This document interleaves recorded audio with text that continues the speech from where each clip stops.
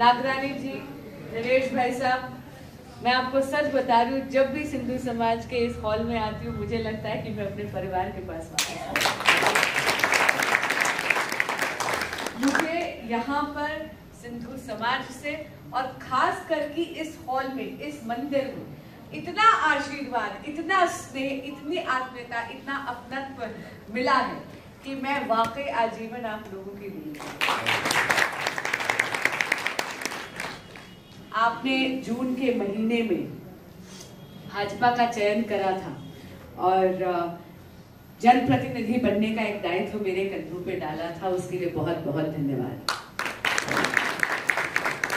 पुनः सार्वजनिक तौर पे आपको कह रही हूँ, आपने जो भरोसा मुझ पर, श्री नरेंद्र मोदी जी पर और भारतीय जनता पार्टी पे दिखाया है, आजीवन इस भरोसे को मैं शर्मिंदा नहीं होंगी। पर जैसा मैंने कहा, आज तो मैं भिक्षुक की भूमिका में आई हूँ, याचक बनकर आई हूँ और बेझिझक यहाँ पर अपने बड़ों के श्री चरणों में अपनी झोली फैलाकर विजय श्री का आशीर्वाद अपने छोटे भाई उमंग बजाज के लिए मांगता हूँ। तो यदि आप अनुमति दें तो स्टेज की औपचारिकता छोड़कर नीचे आके बात करें।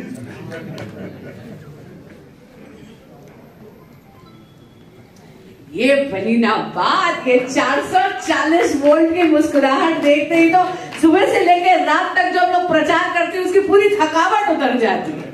अब लग रहा है कि नेता बनने नहीं आई, बेटी बनने आई हूं, बहन बनने आई हूं, भांजी बनने आई। मेरे छोटे भाई उमंग बजाज के बारे में मैं आपको क्या बताऊं। हर कोई कहता है उमंग बहुत छोटा है। मैंने कहा अच्छा, दुर्गेश पाठक केवल 2 साल बड़े हैं।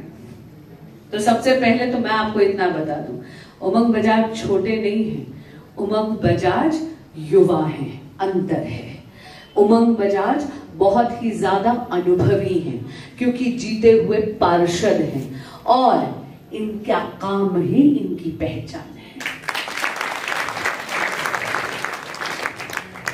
यदि हम युवा की बात करें तो युवा केवल इस देश का भावी भविष्य ही नहीं है बल्कि इसका भावी नेतृत्व है। और यदि आपने एक मानवीय रूप में, ताकि गिर ना जाओ, मानवीय रूप में आपने ह्यूमिलिटी देखनी है, यानी अच्छे संस्कार क्या होते हैं, हलीमीपन क्या होता है, किसी के आगे भी अपनी मंद मंद मुस्कुराहट से उसका मन जीत लेना, किसी के आगे भी नतमस्तक हो जाना, किसी के आगे भी हाथ जोड़ लेना, हमेशा फोन उठाना, हमेशा किसी भी काम पर हाँ बोलना, तो उसका मानवीय और साक्षात रूप है मेरा भाई उमंग बजाज। इसलिए मैं आपको गारंटी लेकर आपको बताती हूं, सत्ता का अहंकार उमंग के आसपास भी नहीं भटकेगा। उमंग उनमें से हैं जो ये चुनाव सत्ता के मुंह के लिए नहीं लड़ रहे, बल्कि लिए इसलिए लड़ रहे हैं क्योंकि हमारी मातृभूमि दिल्ली, हमारी कर्म भूमि दिल्ली को अब इस आपदा से मुक्ति की आवश्यकता है।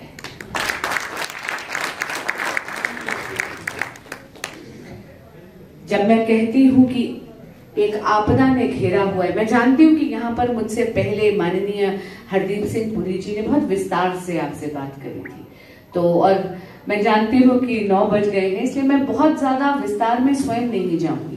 पर एक बात आपसे जरूर कहूंगी, 1 दशक से यहाँ पर आम आदमी पार्टी की एक ऐसी सरकार है जिसने सत्ता का सुख जरूर भोगा है लेकिन दायित्व नहीं उठा। उसका साक्षात उदाहरण आपको आपकी ही विधानसभा राजेंद्र नगर में बता देती हूँ। गर्मी में पूरी की पूरी दिल्ली पानी के लिए किलसती है ना। पानी की दिक्कत आपके यहाँ पर भी है ना? है ना? बिल्कुल है ना भैया, जरा ऊंचा बोलना, है ना? बिल्कुल। पानी नहीं, पहला तो गंदा पानी तो दूसरा स्टेप है, पहले तो पानी नहीं है। गर्मी में तो पानी नहीं आता। जब पानी आता है तो उसमें सीवर का पानी मिक्स होकर आता है। और मैं आपको बताऊं, ये दिक्कत केवल सेवा बस्ती में नहीं है, सेवा बस्ती में भी टैंकर माफिया के अधीन हो रखी है माताएं और बहनें, और पॉश कॉलोनी में भी पानी की दिक्कत है। और अगर 2 बूंद पानी गिर जाए बारिशों में, 15 मिनट की बारिश में पूरी की पूरी दिल्ली डूब जाती है ना, जल भराव होता है ना। अब आपको याद है वो 3 IAS एस्पिरेंट्स, वो बच्चे जो अपनी आंखों में सपने संजोए आए थे यहां पर अफसर बनने के लिए, और क्या हुआ? आप ही के स्थानीय विधायक श्री दुर्गेश पाठक से स्थानीय लोग बार बार गुहार करते रहे कि कृपया नालों की सफाई करवा दीजिए, लेकिन उनके कान पर जूं तक नहीं रेंगी। और उसके बाद क्या हुआ? जल भराव हुआ, पानी बेसमेंट में गया, और 3 IAS बच्चों की इतनी दर्दनाक मौत हुई है कि आज भी हम सबकी आत्मा कांप जाती है उसके बारे में सोचकर। इस साल दिल्ली में मॉनसून में फ्लडिंग के कारण आप जानते हैं 62 लोगों ने अपनी जान गंवाई है। मेरे परिवार के सभी सदस्यों के समक्ष में ये बहुत विनम्रता से कहूंगी, 62 लोग, 62 पीपल। ये 62 लोग एक आंकड़ा नहीं है, ये एक जिम्मेदारी है। एक ऐसी जिम्मेदारी है जो ये दिखाता है कि यहाँ पर 1 दशक तक केवल सत्ता भोगी गई, लेकिन काम नहीं किया गया। 31 साल में पहली बार, समाज के बहुत ही बुद्धिजीवी लोग बैठे, इसलिए ये आंकड़ा मैं आपके समक्ष जरूर रखना चाहूंगी। भैया जरा पीछे होंगे, मैं जैसी पहली फ्रेम में दिखती हूँ 100वीं में भी वैसी दिखती हूँ, पीछे नहीं तो हट जाइए, मुझे जरा पीछे तक जाना। 1 दशक में पहली बार आप ये देखिए, 31 साल में, 31 ईयर्स, 31 साल में पहली बार दिल्ली का बजट 7,000 करोड़ रुपए के डेफिसिट में है। 7,000 करोड़ रुपए का डेफिसिट का क्या मतलब है? उसका अर्थ है कि इन्होंने उस पैसे का प्रावधान ही नहीं रखा है। जैसे नालों की सफाई के लिए पैसे का प्रावधान ही नहीं रखा, इनके जहन में ये बात ही नहीं आई कि नालों की सफाई करनी चाहिए। जैसे इन्होंने कोर्ट प्रेमिसेस की मरम्मत के लिए पैसा नहीं रखा, जैसे इन्होंने अस्पताल की मरम्मत के लिए पैसा नहीं रखा, इन्होंने प्रावधान ही नहीं करा। और हाँ, हर बार कोई ना कोई बहाना बना देते ना, हर बार कहेंगे भी काम क्यों नहीं हो रहा, LG नहीं काम करण देता, ओ अफसर नहीं काम करण देता। अच्छा, कोविड के काल में जब आपने अपने करप्शन का म्यूजियम बनाना था, जहां आपने 6 करोड़ का मार्बल लगाया, 8-8 लाख का एक पर्दा लगाया, तब तो आपको किसी अफसरशाही की दिक्कत नहीं पड़ी। क्यों? क्योंकि जब नियत होती है तो इंसान नियति भी बदल सकता है, लेकिन जब काम करने की नियत ही नहीं हो तो केवल और केवल प्रचार, प्रसार और भ्रष्टाचार। यहां तक कि honourable supreme court of India को इनको लताड़ना पड़ा था और कहा था आपका सारा का सारा एडवर्टाइजमेंट बजट हम जब्त कर लेंगे, क्योंकि केजरीवाल जी की आम आदमी पार्टी की सरकार RRTS के इंफ्रास्ट्रक्चर डेवलपमेंट प्रोजेक्ट में पैसा नहीं लगा रही थी। लेकिन अब 5 फरवरी का दिन दिल्ली की मुक्ति का दिन है। दिल्ली की मुक्ति का दिन है टूटी हुई सड़कों से, दिल्ली की मुक्ति का दिन है गंदे पानी से, दिल्ली की मुक्ति का दिन है टूटे हुए वादों से, दिल्ली की मुक्ति का दिन है झूठ के बुलंदों से। और ये मुक्ति केवल आपके माध्यम से संभव है। 5 फरवरी के दिन जाकर कमल के फूल के निशान पे बटन दबाकर भाजपा का विधायक दे दीजिए। मैं आपको सार्वजनिक तौर पर वचन देती हूं, उमंग बजाज और मैं मिलकर राजेंद्र नगर विधानसभा का कायाकल्प कर देंगे। जिस तरह का इंफ्रास्ट्रक्चर का डेवलपमेंट आप देख रहे हैं यूपी में, जैसा आप देखते हैं हरियाणा में, अरे दिल्ली को भी विकसित राष्ट्र की विकसित राजधानी बनाने के लिए डबल इंजन की सरकार का जलवा यहां पर भी लेकर आई। अब आप कहेंगे दीदी डबल इंजन की सरकार की दिल्ली दिखेगी कैसे, तो मैं आपको बताती हूँ कैसे दिखेगी। यहाँ पर मेरे कई वरिष्ठ नागरिक यहाँ पर आए हैं, मेरे कई बड़े बुजुर्ग आए हैं उमंग को और मुझे आशीर्वाद देने के लिए, तो उनके लिए सबसे पहले कहती हूँ, पहले कैबिनेट डिसीजन में आयुष्मान भारत प्रधानमंत्री जन आरोग्य योजना को दिल्ली में लागू किया जाए। आदरणीय प्रधानमंत्री श्री नरेंद्र मोदी जी ने यह सुनिश्चित करा है कि 5 लाख रुपए का मुफ्त इलाज जितने भी सीनियर सिटीजन हैं उनके 70वें जन्मदिन से लेकर और उनकी आखिरी सांस तक, और दिल्ली के भाजपा का मुख्यमंत्री इसमें 5 लाख और देगा, यानी 10 लाख रुपए का मुफ्त इलाज। और इसका कोई लेना देना नहीं है कि आप न्यू राजेंद्र नगर के पॉश एरिया में रहते हैं या आप सेवा बस्ती में रहते हैं। क्यों? क्योंकि आयुष्मान भारत का आपकी आर्थिक या सामाजिक पृष्ठभूमि से कोई लेना देना नहीं। यहाँ पे कई युवा बैठे हैं, वो कह रहे हैं दीदी सीनियर सिटीजन वाली योजना से हमारा क्या फायदा। अरे बेटा, तुम उस उम्र में आ गए हो जहां पर बहुत जल्दी तुम माँ बाप बनने वाले हो और तुम्हारे माँ बाप तुम्हारे बच्चे। जब तुम सैलरी लेके आते हो और तुम्हें पता है कि अचानक से कोई अर्जेंट इमरजेंसी सर्जरी की अगर जरूरत पड़ गई और तुम्हें पता है कि सरकार यानी नरेंद्र मोदी 10 लाख रुपए तुम्हारी माँ या पिता के ऑपरेशन के लिए देंगे, तो बताओ कहीं ना कहीं तुम्हारे युवा कंधे भी तो सुदृढ़ करे जा रहे हैं।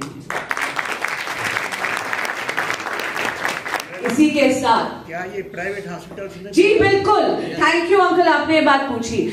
79 हॉस्पिटल्स हैं जो कि दिल्ली में इम्पैनल्ड हैं। इसमें गवर्नमेंट और प्राइवेट हॉस्पिटल दोनों हैं। और यही नहीं, कृपया विराजिए, मैं आपको एक और बात बताती हूँ। इसमें है नेशनल पोर्टेबिलिटी, यानी आप आयुष्मान भारत कार्ड लेकर महाराष्ट्र के हॉस्पिटल में भी जाकर मुफ्त इलाज करवा सकते हैं। अभी क्या हो रहा है? अभी ये हो रहा है कि यूपी से, महाराष्ट्र से, मध्य प्रदेश से आयुष्मान भारत लेके all India institute of medical sciences में आकर लोग इलाज करवा सकते हैं। लेकिन मेरी दिल्ली की जनता वंचित है क्योंकि केजरीवाल जी यहाँ पर द्वेष की राजनीति करते हैं और आयुष्मान भारत को लागू नहीं होने देते। मैं इसमें एक बात और आपको बताना चाहूंगी। भाजपा के 7 सांसदों ने, आपको याद होगा अपने चुनाव प्रचार में ने भी आपको से वचन करा था कि कोर्ट जाना पड़ा तो कचहरी भी जाऊंगी। मुझे इतनी खुशी आपको बताते हुए 7 सांसद गए थे दिल्ली हाईकोर्ट। दिल्ली हाईकोर्ट ने पहले दिन ही पूछा था केजरीवाल जी के वकील से कि जब नरेंद्र मोदी सरकार 2400 करोड़ रुपया केजरीवाल सरकार को देने के लिए तैयार है आयुष्मान भारत को लागू करने के लिए, तो वो यहां पर लागू क्यों नहीं करते? आपको पता है ऑर्डर आया था कि एमओयू यहां पर आपको 5 जनवरी तक साइन करना है। अब आप देखिए, मैंने कहा ना, नियत हो तो नियति बदलती है। अरे सौरभ भारद्वाज जी ने खुद हलफनामा साइन कर उस ऑर्डर पर स्टे ले लिया सुप्रीम कोर्ट से। ये है इनकी नीयत, यानी अपने राजनीतिक स्वार्थ के लिए यदि दिल्ली की बलि चढ़ती हो तो चढ़े। पर पुनः आपसे निवेदन करती हूं, आप पूछ रहे डबल इंजन की सरकार का जलवा दिल्ली में ये होगा कि प्रदूषित हवा से आपको मुक्ति मिलेगी। 10 साल पहले केजरीवाल जी आए थे खांसते खांसते, अरे अब हम सब मिलकर खांस रहे हैं। इसीलिए 5 फरवरी का दिन, 5 फरवरी के दिन जाकर कमल के फूल का बटन दबाई। और एक निवेदन और करती, वो दीदी जो आपके घर में खाना बनाती है, वो दीदी जो आपके यहाँ पर झाड़ू बर्तन कर कर आपके जीवन को और सुगम करती है, वो भैया जो आपको ऑफिस तक लेके जाता है, यानी आपका स्टाफ, कृपया उन्हें बताइए कि 2500 रुपया महीना मोदी जी की डबल इंजन की दिल्ली की भाजपा की सरकार महिलाओं के खाते में पहुंचाएगी, जैसे 2.5 साल से मध्य प्रदेश में दी। महिलाओं को जो एक्सपेक्टेंट मदर्स हैं, यानी गर्भरत गर्भवती महिलाओं को, माताओं को 21,000 रुपए की आर्थिक मदद। स्टूडेंट्स जो यूपीएससी का एग्जाम या कॉम्पिटिटिव एग्जाम लेने वाले हैं, उन्हें 15,000 रुपए की आर्थिक मदद, 2 बार की एप्लीकेशन फीस मुफ्त और एग्जामिनेशन सेंटर तक आने जाने का किराया भी।